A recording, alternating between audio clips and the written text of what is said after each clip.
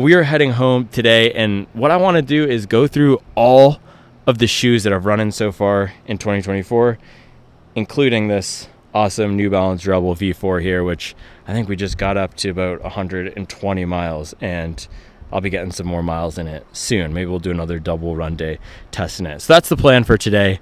Head home, talk through all of the shoes, and the goal with talking through all of the shoes is so that you guys can let me know what else do you want to see on the channel, not just beautiful river views. Although if you want to see more beautiful river views, comment that below too, and I'll see if I can find some more rivers for you guys. I also want to get out to the trails because we have some absolutely beautiful trails in this part of the country, specifically in the western part of North Carolina. So let me know what trail shoes you want to see. I don't think any are going to make this roundup. I don't think I've run any trail shoes in 2024 so far. So let me know what trail shoes you want to see. Let me know what other daily trainers you want to see, what other race day shoes that have not come out yet that you want to see on the channel. And then let me know what shoes that have come out, like the Rebel that I've reviewed, that you want to see me get up to the next mileage level, so 100 or 200. And then of course, any missing shoes that I haven't reviewed yet that I should review soon. So that is the goal for today.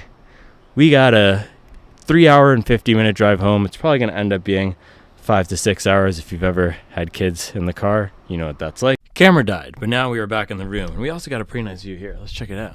We got the Corner King. I'm not actually balling like that. This was the last hotel room available, so that's why we have it. Look at that, ooh, bridge view and everything. But yeah, we're on the way back to Charlotte. We're going to go through all the shoes, and as I have you here, I'm going to bang out a few right now while we can. So before the kids get back, let's get into it. Alright guys, so Novablast 4 here. I've got this at about 100, I think 107 miles is the exact tally. This is a super comfortable and firm daily trainer, very protective. It is the shoe that I didn't know that I was searching for months, which is the replacement to the Saucony Endorphin Shift 3. Now both this and the Shift 3 have that wider heel, super stable, and a bigger stack. This is above 42. One of the best non-plated shoes for long runs. I'm actually preferring it to the Superblast, and this lets me run at a little bit more of a relaxed pace. So really nice shoe. Looking forward to getting this one to 200 soon. Let me know what other comparisons you guys want to see with this one. Now, next up here, this is the shoe that I brought to this trip as my walking shoe. It's the Ghost Max, and this is a very comfortable walking shoe. I like this cushion a lot for walking. It's EVA. I know you guys have no tolerance for EVA, no patience for Brooks either. And Brooks is like the most maligned running shoe brand on YouTube, I think. But if I could be like Brooks, I'd be happy. They're just doing numbers and silence. People don't like them, but the shoes fly off the shelf. So Ghost Max, great walking shoe. I put about 50 miles on it this year and the end of last year running. It wasn't my favorite. It felt like I couldn't exactly find where it fit in. And it's interesting that I actually have these two right here, because when Charlie got this for me for Christmas, I was hoping it would be that Shift 3 replacement. But what the Shift 3 had and what the Novablast has, which this doesn't, is a little bit more of speed assistance or popping you along. So with the Novablast, you get that out of the forefoot here. Ghost Max didn't really have too much of that, at least in the first 50 miles. I don't think I'm going to come back to this as a running shoe because I love wearing it around town. Extremely comfortable shoe. Probably the best shoe I've tried for standing on your feet for multiple hours. So not my favorite running shoe, but great walking shoe, great casual shoe. If you're a nurse, a doctor, work at a restaurant, or otherwise are on your feet all day, maybe if you're a trial lawyer, you know, I don't know if you can wear Brooks into the courtroom, but this would be a great choice. Oh, also, if you work at McKinsey and you're traveling a lot, this would be a great travel shoe. I know we got some McKinsey consultants watching the channel. All right, guys, a few more here. Let's see how many of these we can get through before the kids get back. Boston 12. Now, if you've been following the channel, you know that this guy here is my favorite plated training shoe, probably of all time. I love it because it's so versatile. It works well for long runs as well as fast top end speed. It's not the lightest weight out of the plated training shoes, but it's got nice cushion, nice protection, and this dual foam here works really nicely because you get some stability out in the back, that pop out in the front. This is still sitting on the throne for me in terms of plated training shoes, and we got to get it up to, I think, 300 soon, so we're going to do that in a few days. And then we got the Salmon Superblast here. Honestly, a little bit disappointed in this guy so far, but maybe I need more time to break it in. Maybe I need to get it up to 100. I'm not sure, but Hasn't been my favorite speed training or endurance running shoe.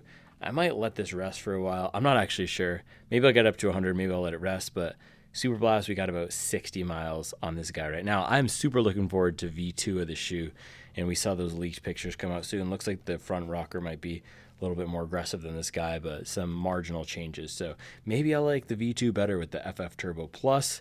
I don't know, maybe this foam just doesn't work for me. So Superblast, 60 miles. We got to give it another chance on another day, but that's not today. All right, guys, then last of the shoes that I have in my suitcase here, nearly as exciting as the Superblast, and a shoe that I've enjoyed a lot. I really need to get some more miles in this guy because I don't have too many miles in it yet, but it is a super fun shoe. This is the Go 16, so if you know Brooks, and like I said, Brooks is a much maligned brand. They don't get a lot of love from a lot of runners on YouTube, but if you know Brooks, they've been pumping out the Ghost in specialty running stores for years. And this year, the big update is the supercritical EVA foam. And so I've used this as a daily trainer. Don't have a ton of miles on it. Maybe this week I'll put on some more miles on it. But I've really liked this foam that they put in here. It reminds me almost of the Hoka supercritical EVA in the Mach 6, but this is a more built-up, structured shoe. Take a look at this rubber outsole here. This thing is probably going to be an absolute tank. I bet you could get up to 600 or 700 miles if you needed to.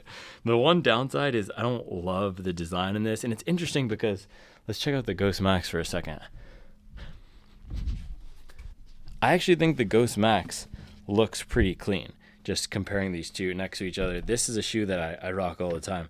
This one, I don't know, something about it just doesn't hit for me, but we'll get some more miles on it.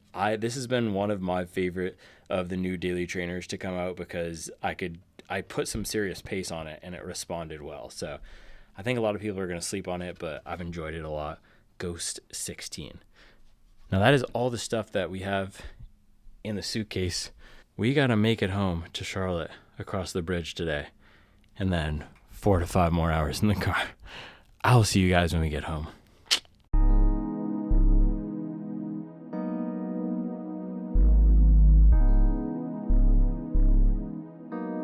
Pit stop to refuel and rehydrate. This is how you got to do it on the road.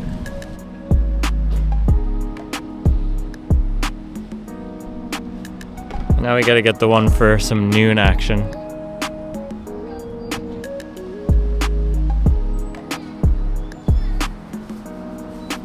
At 7:01 p.m. last stop, Target. I also wanted to give a shout out because I've been wearing the All-in Motion jogger pants from Target all day. Great travel pants. And the Brooks Ghost Max. Great travel shoes. 7:30. Home sweet home. We got the birds chirping. We got the daffodils popping. And we got the boxes stacking. Let's see. Let's do the count of new running shoes that we're going to have to unbox. 1, 2, 3, 4. I don't know if these are running shoes, but probably 5, 6. Yes, sir. These are running shoes as well. So it is nice to be back in the neighborhood. And it's also nice that we have light at 7:30 again. So shout out to daylight savings time. This is going to be nice for our doubles. It means we can do some doubles after dinner. It means Reevesy and I can go a little bit later in our stroller runs. Ah, man. Back in the office.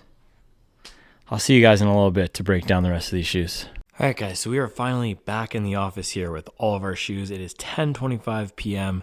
We are not going to be waking up at 5 a.m. tomorrow, but I've laid out all the shoes. I've organized them, and I want to take you through all of these shoes that I've run in this year. I'm going to hit on some of these briefly because we've been fortunate to run in a lot of models, which is awesome. And stay tuned for the used shoe marketplace because I'm going to be liquidating some of these and getting some of these out there so that other people can get value out of them. But I'm going to go through the highlights in depth and some of the others just quickly. And the goal of this part is to let you know which one of these I've been most surprised by, which ones are the best, and which ones are kind of and also which ones I'm most excited to get some more miles in. So let's start with the daily trainers over here. So first up, this is one that I was actually surprised by, Adidas Supernova Rise. We got about 30 miles in this guy, I believe. It is really comfortable, and it is also very stable. Oops.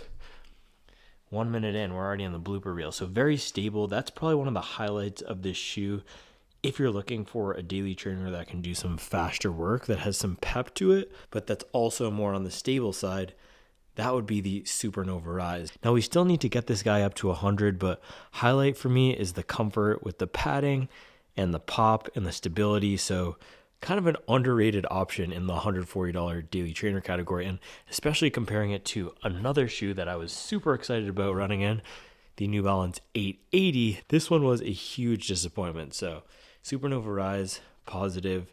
My experience with the 880 was not so positive. It felt firm at pretty much every pace. I didn't get too much pop out of it, and there is a place in the market for a simple shoe, but this just didn't deliver very much of anything to me. I think there are better shoes for walking, like the Ghost Max.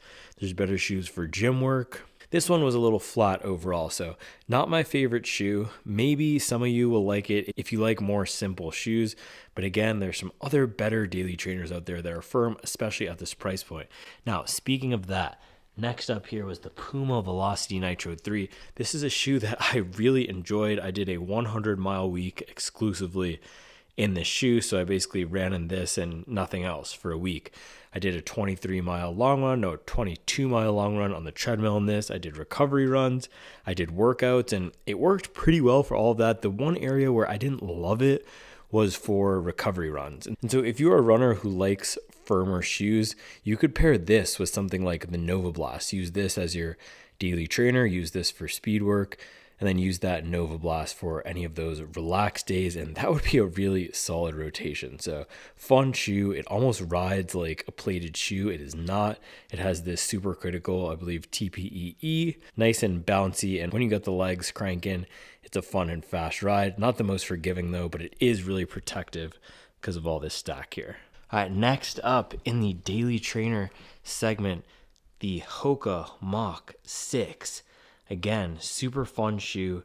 It's bouncy. It's pretty soft here. I was impressed though at how this foam rides. It's a super critical EVA, and when a lot of us think of EVA, we don't think of the most exciting ride in the world, but this is a pretty exciting shoe. I love how it feels. I still need to take it for a 20+ mile long run, which we'll be doing soon.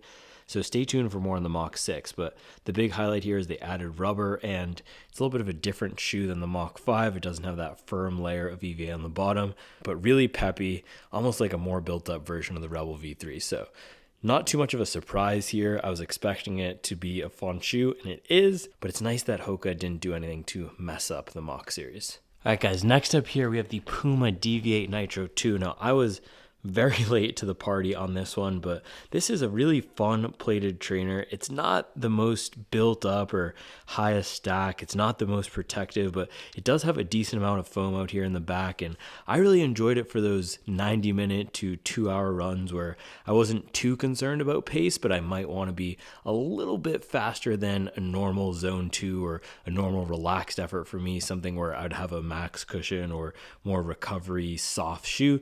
This is a nice in between where it still has that plate, it still has that poppy Nitro Elite foam up in the front here, so it's not going to slow you down, but it's also not going to encourage you to run too fast because it doesn't have a crazy curved rocker on the bottom here. So really fun shoe, also a very versatile, oh look at that, we got a Rock Catcher 5000 here, very versatile shoe. And as I was about to say, I took this on some light trails. I took this on the treadmill. I almost want to do a treadmill track and trail test with this. That'd be pretty fun. But really versatile shoe, great for everything up to 2 hours.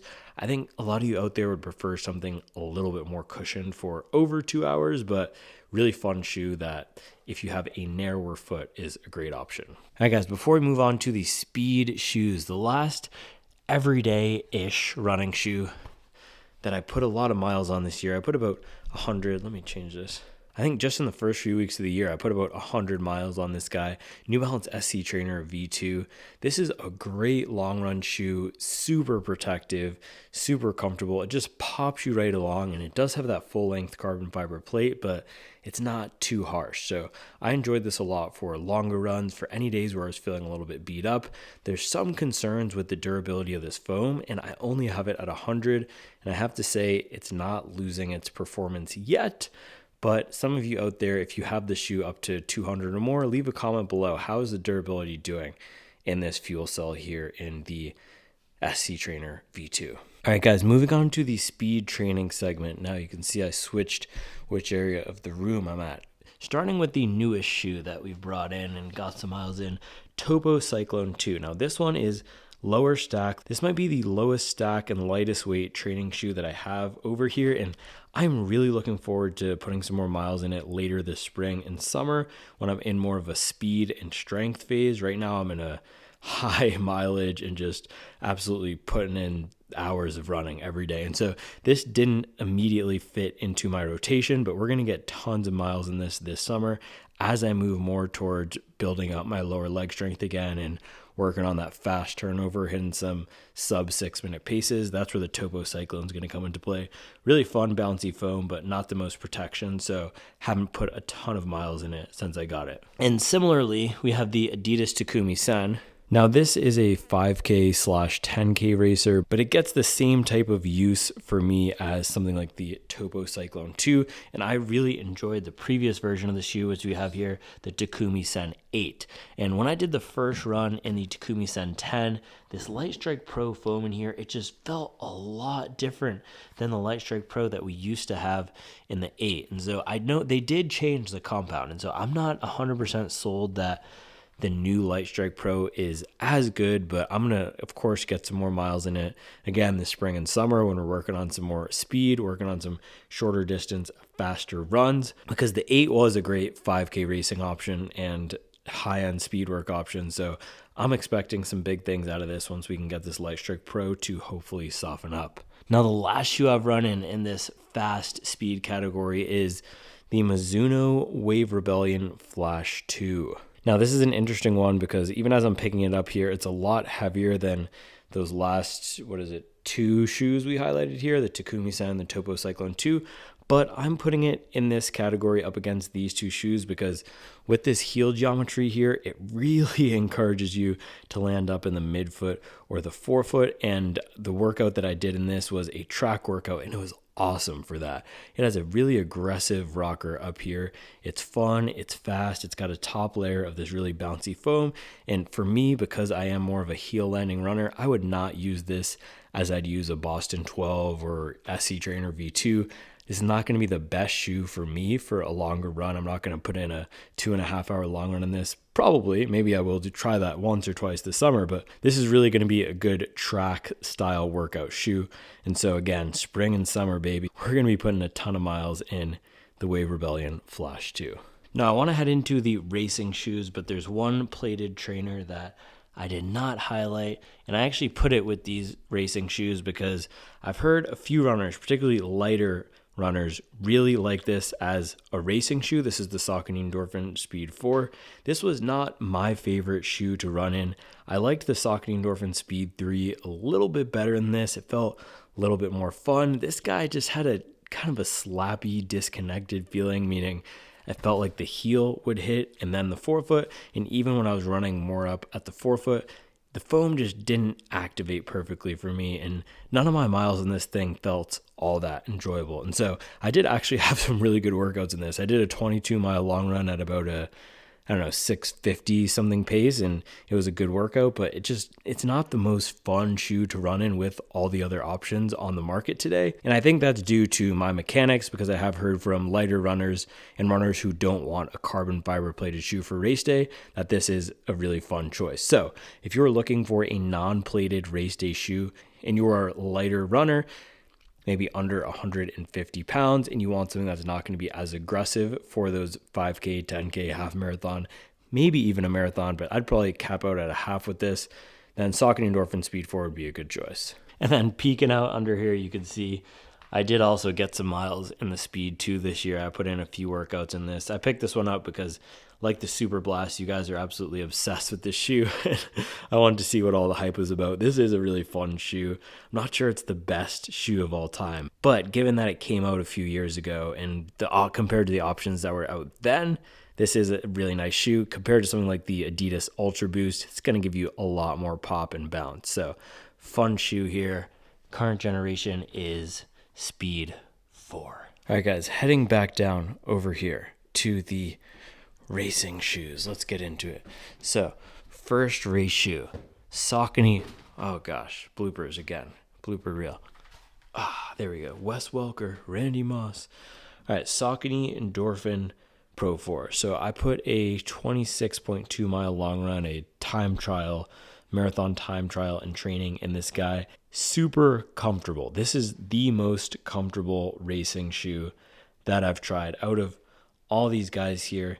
This one is going to give you the most comfort for those 2+ hour efforts. And so it didn't feel the fastest, and that's why I chose it for that run. But this Power Run PB foam in here is nice and soft, and I told you guys about this last week though, I squeezed this little inside area here, and let's actually do this comparison right now.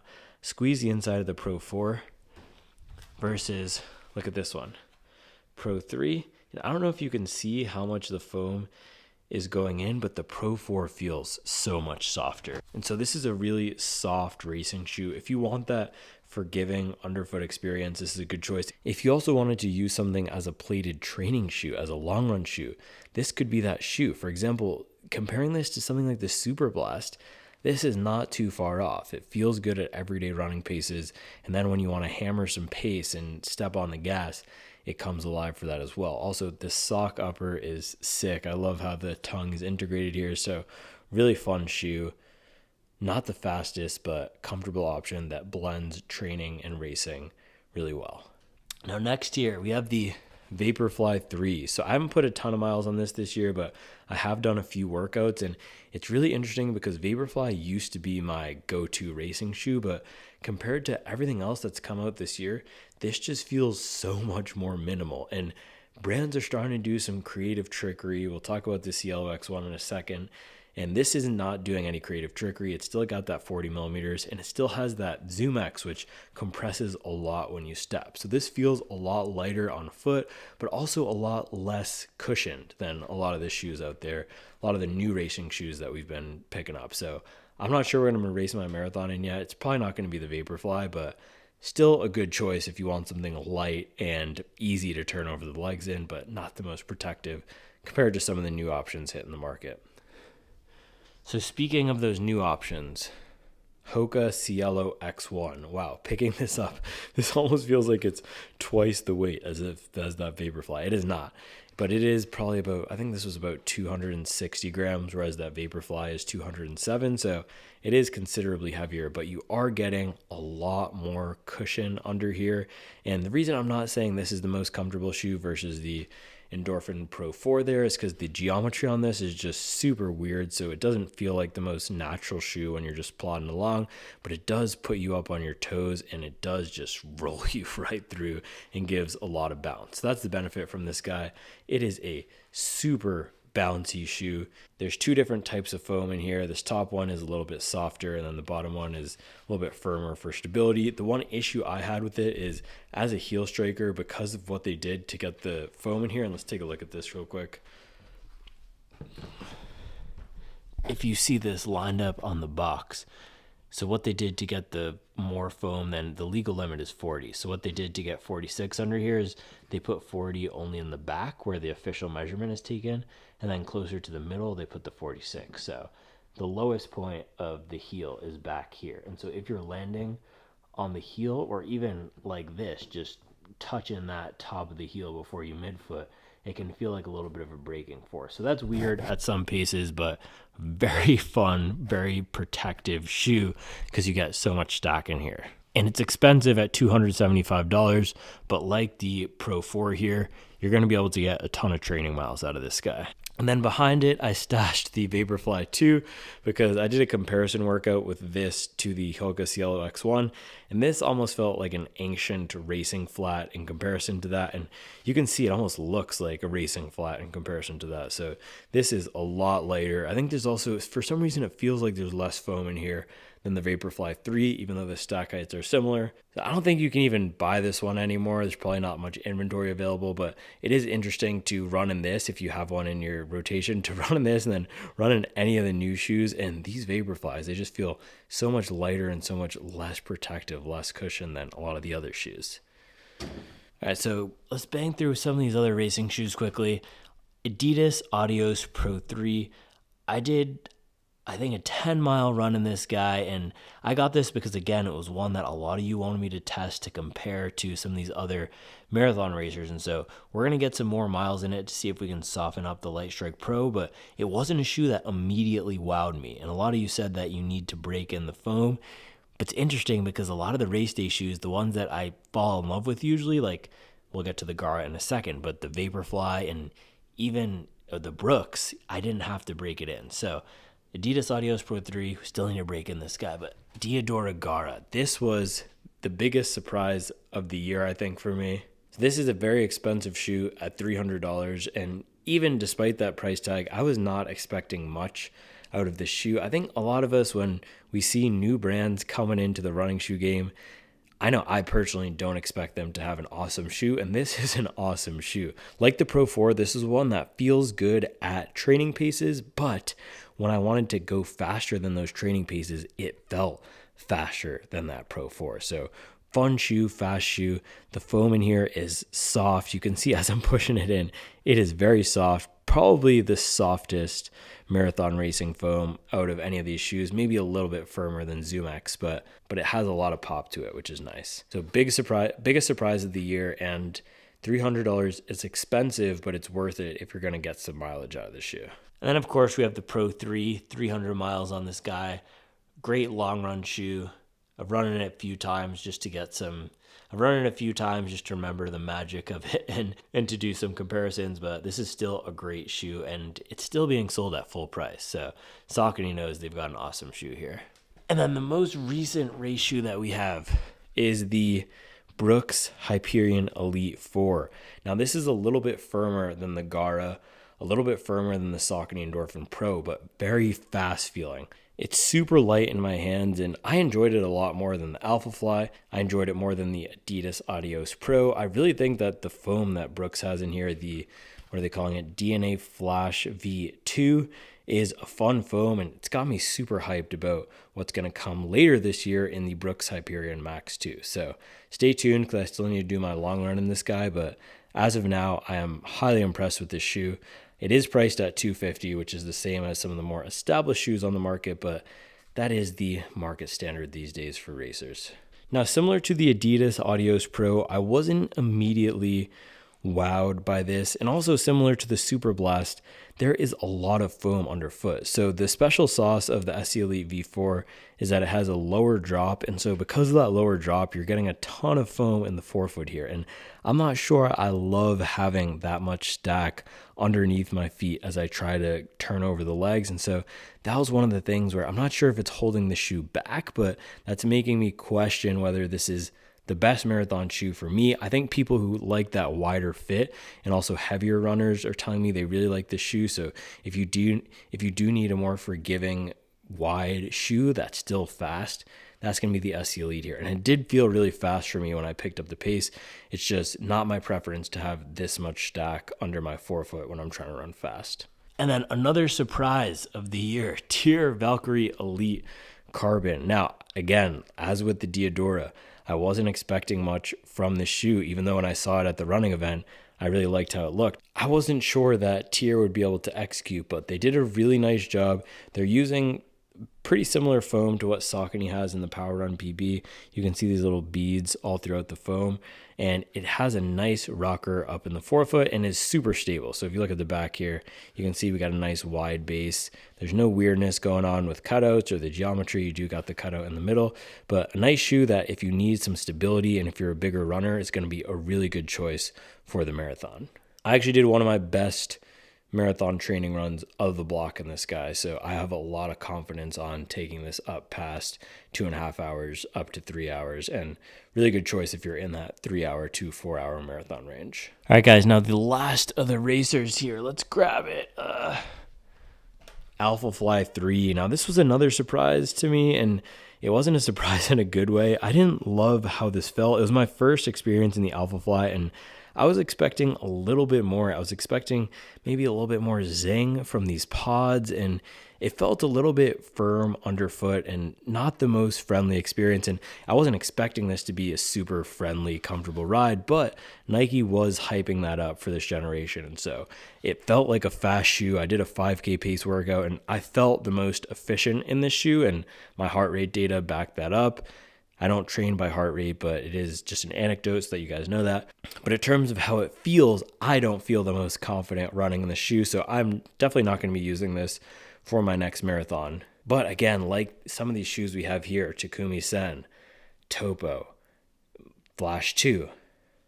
This is going to be one that we break out this summer for those top end speed workouts. If we're doing some mile repeats or some nasty threshold in the 85-degree heat, I think the Alphafly is a shoe that I would really want on my foot for that. So stay tuned because the summer of speed is going to be coming sooner than you know it. All right, guys, so I saved the best for last up here. We have the high mileage champions sitting on the top rack. We will go from right to left for no particular reason other than that's just how I'm going to do it. So Nike Vomero 17. This one has got 200 miles. I got it at around Thanksgiving, and I really want to take this up to the 300 mile club this year. So drop me a comment below if you want to see more videos on the Vomero. And this is interesting because Nike is not a small underdog brand, but this is a shoe that doesn't get that much pop, and I'm not sure why. I really liked running in this shoe. I think part of the issue with why it doesn't get that much pop is it's $160, and if you remember the beginning of this breakdown, we got the Supernova Rise, 880, Hoka Mach 6, Puma Velocity Nitro 3, and we got the Rebel over there. Those are all $140. This is given what some of those shoes, in Novablast too, this is given what some of those shoes give, but $160. And so Nike has the Pegasus at $140. That's why this is priced at $160. You can also find it on sale a lot of the time for $130 or even $120, so you don't have to pay the full price for it. But I think that's why this doesn't get as much pop as some of those other shoes. In terms of the actual ride experience, it's almost like if you combine the forefoot of the Rebel with the heel of the Novablast, because you're getting a ton of protection out here in the back, but then you got a little bit more ground feel up in the front. And this top layer of Zoom X, which is that same foam that's in the Vaporfly right there, it's nice and bouncy, nice and soft. It does let in a little bit of that ground contact, and then you get a nice big durable outsole here. Look at this, 200 miles, still got some nice thickness there, and no real signs of wear on the foam or the rubber up here in the front. So it's not going to be as firm as some of these guys up here like Velocity Nitro 3 and the 880, and it's also going to be a little bit better for you if you want some ground contact. So 200 miles on this guy, need to get it up to 300 soon. All right, guys, next up we have the New Balance 1080 V13. We got this one up to 300 miles, and this is currently sitting on the throne as my favorite all-time soft max cushion shoe. If I weren't testing shoes, this is what I'd want on my feet for nearly every day where I weren't doing a speed workout. It would probably be this or the SC Trainer V2. And funny that they're both New Balance, but I love shoes like this for just plodding along, just cruising. When I'm not doing a fast run, I don't run fast, and I run a lot of miles, as you could probably tell. And I run a lot of miles. I run 100 miles up to 120 miles per week, and so I just want to be comfortable a lot of the time, and this is the most comfortable shoe. It's got, oh, look at that, we caught it. Nice padding around the upper, a super soft foam here, and all it wants you to do is just rock it along. There's no magic in here that's going to make you run fast. It's just a really nice shoe for keeping you protected and comfort for a ton of miles. All right, guys, now the last shoe, my highest mileage shoe of the past few years, is the Saucony Triumph 20. Let me see if I can grab it. This is the Run Shield edition. This guy has nearly 400 miles. It's between 350 and 400 miles. It is a very durable shoe. It has the Power Run Plus foam here from Saucony. It's also a beaded foam like the Power Run PB, but this is a beaded TPU. It's nice and bouncy. It's got a bit of a denser feeling, but if you look at the outsole here, you got tons of rubber coverage. I've burnt through my rubber here in the back. But other than that, the shoe is in nearly mint condition at 350 miles. And so they're still selling this guy, even though that we're on to the 21. even though we're on to the 21 and the 22 is coming in a few months. So if you want a durable long run shoe that is comfortable, I think I put this in my top 5 most versatile shoes. And if I didn't, I should have, because it can do a ton of different stuff and feel comfortable. So one of the best value shoes out there, because they've dropped the price on a lot of sites to $100. So if you want a comfortable max cushion shoe with some bounce, go ahead and pick up the Triumph 20. Kobe. All right, guys, that is everything I'm running so far this year. So we got some more shoes sitting over here. I don't know if you can see that we need to do some first runs in. And of course, we got to get a ton more miles in the current rotation. The interesting thing is that a lot of these racing shoes, most of them have released already, the racers that were coming out this year. So there's probably a few that I'll get still, but we're mostly going to be working with what we have. So let me know what comparisons you want to see. Let me know what other new shoes you want to see. And let me know what I should get up to 100 or 200 and what full in-depth reviews you guys want to see. All right, guys, as always, I appreciate you watching. Go find your next running shoe on supwell.io, and I'll be back tomorrow with another video.